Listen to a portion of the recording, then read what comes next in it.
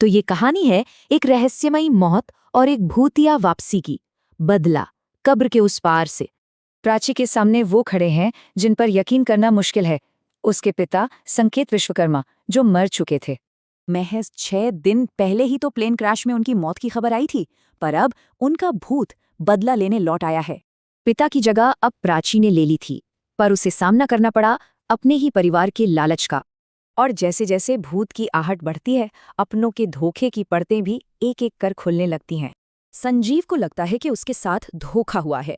जिस विरासत को वो अपना हक समझता था, वो उसे नहीं मिली। उसके शब्दों में साफ साफ लालच और अपने भाई के फैसले से निराशा झलकती है। वो अपने पति की तस्वीरें तक हटा देती है। चेहरे पर दुख का कोई नामो निशान नहीं। फोन पर आवाज संकेत की थी और उसका वादा था कि वो किसी को नहीं छोड़ेगा। और बदले का पहला शिकार बना हर्ष, प्राची का बॉयफ्रेंड। वो जहर वाली कॉफी बनाते हुए रंगे हाथ पकड़ा गया।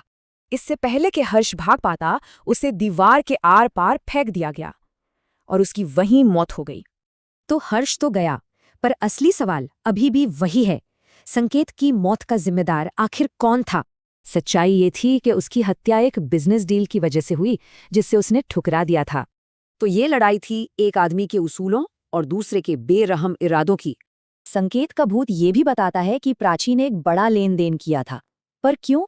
ये 6 करोड़ रुपए रिश्वत नहीं, बल्कि एक अनाथालय के लिए दिया गया डोनेशन था। बेटी का नाम तो साफ हो गया।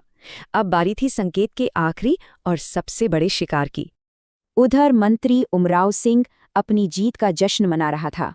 उसे लगा यूरेनियम प्रोजेक्ट को कोई नहीं रोक सकता। लेकिन हजारों फीट ऊपर हवा में एक अलग ही तरह का इंसाफ उसका इंतजार कर रहा था। जेट सीधा आसमान से गिरा और आग के गोले में बदल गया। साजिश का एक भयानक अंत। दोषियों को सजा मिली, बेटी महफूज थी और संकेत की आत्मा को आखिरकार शांति मिल गई। तो ये कहानी एक सवाल छोड़ जाती है।